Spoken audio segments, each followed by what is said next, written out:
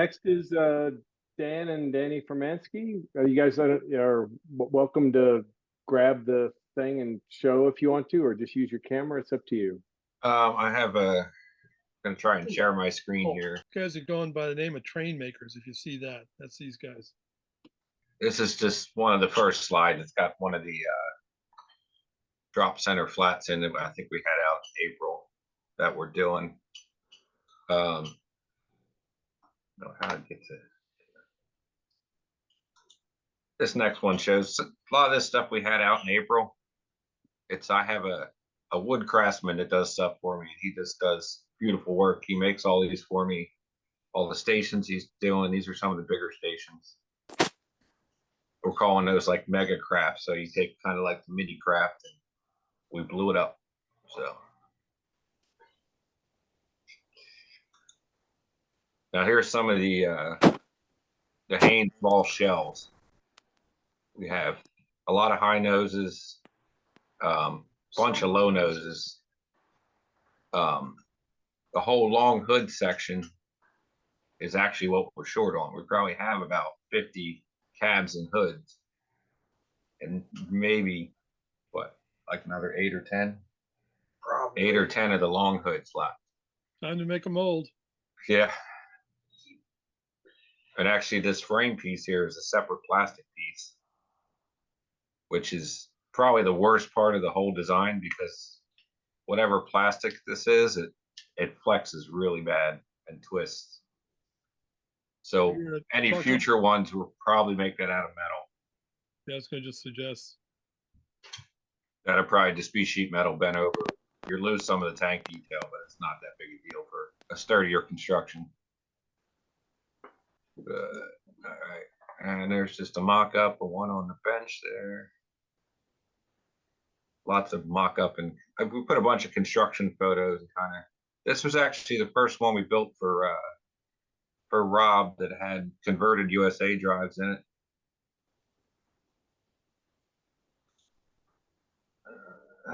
This is board without the body. No body. It's just a frame. That's an early paint one, and it's actually that body is now actually our paint sample, since it really, we found that you can't use 2X on these because it's just too thick a paint. There's another frame. This is actually the first GP we ever had. We bought this from the same guy that Ash bought all his stuff from. We actually converted this from, it was G gauge. We converted it to standard, and Ash bought it, and then Ash sold it, and now it's back in our shop for a couple of repairs and a couple pieces that are broken off. It's one of the original 3. But I'll go back to the owner in a couple of weeks. There's another shell. This is some with the handrail, full mock-up with the tanks and everything. Now, all the Haynes parts were these tanks here, these frames and bodies. These ends were separate. I have boxes and boxes of these ends down here. It does have the Haynes side frames on it, but they're kind of unobtainium anymore, and they're really tough to cast the same way they did. And they often failed, so I actually made up new side frames. All right. Okay, this is some of the new style drop center flats we're gonna have. This is transformer load. Yeah, this is a transformer load. This is, again, my amazing wood guy is you know, he's an artist, and I give him ideas and some dimensions, and in a couple weeks he gives me stuff.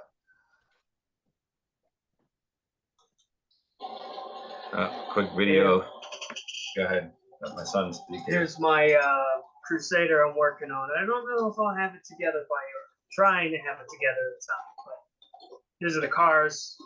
Working on the engine right now. There's some pictures that are going to come up later. Oh, way cool. Way cool. Thank you.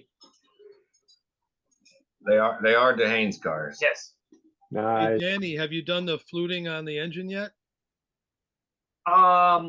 There's some pictures coming up later. I have Okay. a couple of pictures of it. I have some of the sections worked out. It's not done yet, but Okay, in cool. progress. All right, there's a pic of one of the Okay. first Lehigh Valley, and actually the first one I sold. And it's on the new owner's layout. But it was Nice one of my cut. favorites that we did in that color scheme. Yeah, it's good looking. But that's an all wood body with Dave Carson's trucks on it.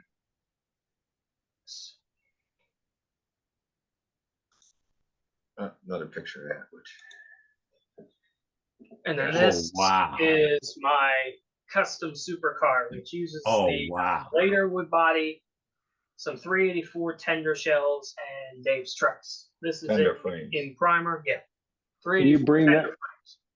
Can you I bring don't that to York? Yes. Yay! Yeah, that'd be a You'll good get thing to see it. show up. Yes. Huh? There's better pictures of it all finished coming up later. So Oh, wow. I love the heft of it, the Huh? thickness of the parts. yeah, it worked out to be a pretty good size. These are the my ABAs that I'm going to have. So I have the diesels to pull the Uh-huh. Crusader as well. This is a Yeah. spare B unit, and then another GP and another F unit in prep, as well as George's flat car. Huh? So George, we're working on it. We're having paint issues. yes. Awesome. Awesome. I've already got the trucks. I'm going to show them later and show and tell. Like Dave got them for me. Oh, As yeah. soon- Awesome. As soon as it's right, we'll get it out to you. All right. Some of you have seen some of these. There we go. The next one's here. The next one. I can't scroll. Wow. Whoops. Did I scroll now? Look at that. Oh my gosh. That's beautiful. That's gorgeous. That's it all finished. Wow. PR was probably That's really cool. Very Yeah, nice. Very nice. Thank you. And an interesting Oh, God, coincidence was the boiler load that we had sitting on a 500 series car that was actually, we had it listed for sale, and then I grabbed it just in time to put it on this car. I figured this was the perfect place for it. So Well, nobody wanted it. It was on a 500 series flat car. Nobody wanted it. So it found Wow. a new home, and it looks great. I guess. It's fantastic. Whoa. Oh, there's another one. we're shot. There's Like that the one. 42 curves. Wow. There's a bunch of Jeep bodies like in prep for what we do is we have frames cut and then You can see one of the frames on the end there. yeah, one frame's over here. I don't know if you can you guys see my mouse moving around? Yep. Yep. There's a front shot of Wow. a few that are painted, and Look at the detail. all these are hand-laid vinyl. I learned a lot about vinyl. Oh, There's one that's left the nest already. The other none. There they are together. wow. Nice work. I didn't know you could lay vinyl over detail like that. You can, and I actually found heating up with a hair dryer a little bit helps. Heat it, right? Sure. Yeah. Not too hot because They melt the Bubble shell. paint. your bubble Yeah, paint. if you ever watch those guys that put vinyl on cars, they use heat guns Yeah. to stretch the stuff and to keep it, to form it over complex details. Wow. Here's a little video of these guys running.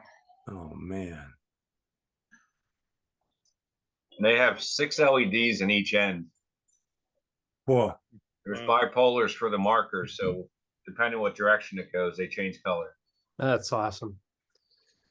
That's a lot of fun. Nice. The caboose on the end was actually a G gauge caboose I bought, and I threw Dave's trucks on it, and then I thinned down a piece of from his passenger car trucks for the pickup, and it actually fit right in that truck, and it kind of lights up every once in a while. It needs a better ground connection. Nice Sinclair tank, by the way. Yep, that's number one there. Yeah, I know. That's why I mentioned it. Yeah, that's the first time that anybody has successfully put a lighting unit in a CMT truck. I want to see that because I could start lighting the CMT cabooses that way. Well, I'll try and bring it along, Dave. Where's the rest of our picture? Take a look at it. What? You guys are doing a lot of experimentation, bringing stuff together that hasn't been brought together before. Right. I don't know what I'm doing here. Hang on. Those drop center cars, wow. They're neat. Nice. You ought to check Oh, I don't know. MTH and see how many 384 frames they got left for you. Yeah. I bet they have Definitely stock some on it. more if I can get some. Check out their parts site. I bet they got stock. Can we come back to you guys? Yeah, we got more to show, but you guys can move on. Yeah, I'll why figure don't it out. we give George a shot? George Svoboda's got a couple of neat things he wants to show off, and building his new layout. Going to set a new standard for what wide gauge really means. Hello, everyone. So I'm going to be talking to you today about some custom standard gauge track that I've been experimenting with thanks to Kirk Lindvig at USA Track. I'm going to share a presentation. Let me see if I can get this to go full screen. I don't know if I can do it. There's Bottom right hand, the little thing it looks like. You see the little ah, bullets there, the fourth one. That one. Right. Yeah, try that. all right. There you go. So I don't know how I got this idea. I think it was Kerry Williams was talking about he didn't have wide enough track to run some of the trains he's got. He's got some pretty amazing stuff from Harman and that have a lot of wheels, and so he was laying Gargrave's flex track, and it still wasn't working. And I said, well, standard gauge trains run best on tubular. So, and I was going to be building a new layout, and I had a lot of room, so I thought, well, what's the biggest curve I can put in?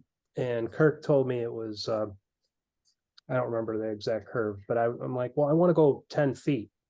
And he's like, well, I don't have 10-foot curve sections, but you can hand lay the track and do it yourself. And he called it flex rail. So when I got to building this, I talked to him again back in April. And then when I got to building this layout, I got a hold of him, and we started talking about how to build this track. And this is what it's kind of jumping ahead. This is what it looks like when it's done. This is 120-inch diameter curve next to a 105-inch diameter curve. And then the start of some 5-rail track curves in the middle. And so, one of the things when you're hand laying track, you have to figure out how much material you need. I just thought it would be fun to, remind everyone you have to remember your high school geometry about how to figure the circumference of a circle from the diameter. That's what pi is, and I cut it off short because it goes on infinitely. And then you've also got to remember you're buying each rail separately, all 3 rails. So this inside rail is going to be shorter or smaller circumference than the outside rail and the middle rail. So just some of those things. If you need any help with that, you can reach out to me, or Kirk will help you as well. So when I started talking to Kirk, he said, well, you really want to use long rails, so 100-inch lengths, and he wanted me to come to York and pick it up. And I said, I can't fit 100-inch lengths of rail in my car. So he figured out how to ship it to me, which was fantastic. And it showed up on my front porch. And we then, I needed to figure out how many I needed. So this is what we figured out. How many lengths of 100-inch rail, how many ties. I ended up going with 2 1.875-inch spacing between the ties center to center. And it seemed to look fine that way. This was what my order was. I had 44 100-inch rails, 42 dozen ties, 42 dozen insulators, and 4 dozen track pins, which I was probably a little light on, but you don't need a lot of track pins because you're not cutting this track very much. I only had to make a handful of cuts really at the end when I got it all put together.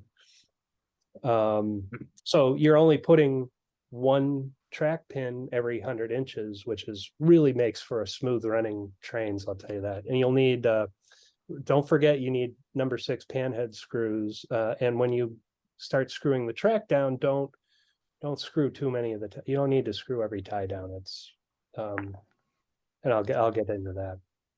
This is what I started with. I had some tools, some insulators. This is what the track ties look like. I used a spike tool from, it's called Tin Man Trains. The picture all the way over on the right, I think, was what it looked like, and I found that it was tearing the insulators up. It was too aggressive in bending the tabs. So I ended up taking my Dremel to it and beveling the inside edges of it, and you can see how I cut the corners off, and that allowed me to spike the rails. It comes with a little block of metal to put under the tie so you don't hurt the tie. Did he actually make that out of a railroad spike? Yeah, it looks like a railroad spike. I don't know if it's a real one or if they I'll bet he stole them off the side of the track. yeah, and then he painted them up. They were cast, so they cut pretty easily with the Dremel tool. I had to make a template. This is probably not the most ideal. I used a piece of packing paper. I mean, if I had a nice thin sheet of cardboard, it probably would have been better, but I spaced all the ties and just sketched the spacing, so I didn't have to measure every tie, and I could do a whole bunch at the same time. This was how I was laying those ties out. And what I'm doing is I'm attaching the ties to the center rail of the track with the insulators. And so it was about 33 ties per 100 inches of rails. I showed you, let me go back a little bit. There was that tool in the center of the picture. It's a pair of pliers. It's a nail pulling plier. And it allows you to go grab around the top of the tubular rail. I found that was fantastic for bending the tabs, and ended up not using that spike tool very much. I really used those pliers. I wore gloves. It was beating up my hands. And when I got to this point, once I had the ties crimped to that center rail, I would put it on the floor and I would just hit it once with that spike tool on the center rail. I did not spike the outside rails. I didn't need to. And I'll get to that point here. And as I started laying the curves, I found the center of my circle for my radius. I measured 5 feet on the string. Don't pull the string too tight, but that's how I marked how I kept my circle even, I guess. And you can see here how I'm doing it. I'm just going 1 tie at a time and flexing that rail with the ties on it, and then I'd screw it down about every 6 ties or so. And you see I actually had a S curve in here. It's very slight when you're at 10-foot radiuses, so it doesn't really hurt the trains much. You can see how you bend the curve with the ties on it, and then you start slipping. Basically, you just slip the outside and the inside rails in, butt the end up really tight to the rail with a pin in it, and then start crimping with that tool, crimping the tabs down on it, and you just work your way around the track. I even did my straight sections this way. I think I had a 25-foot straight section that I did all with this same method. And once I got the hang of it, it went really fast. Laid standard gauge track. So George, you aren't rollering or bending, pre-bending the rail. You're just bending it in place as you lay it. That's right. That's right. You don't need to roll it. You don't You need don't have to bend just it. flex Wow. it. Yeah, it's really, that was what was pretty amazing from Kirk. You know, he said he calls it flex rail, but it flexes. When And it's so that long. yeah. I did not have any problem with 120 inches or 105. I think I could go smaller. I don't know how small you'd want to do this with. You know, Kirk makes sections that are, what is this largest, 87 or 90? 87, yeah.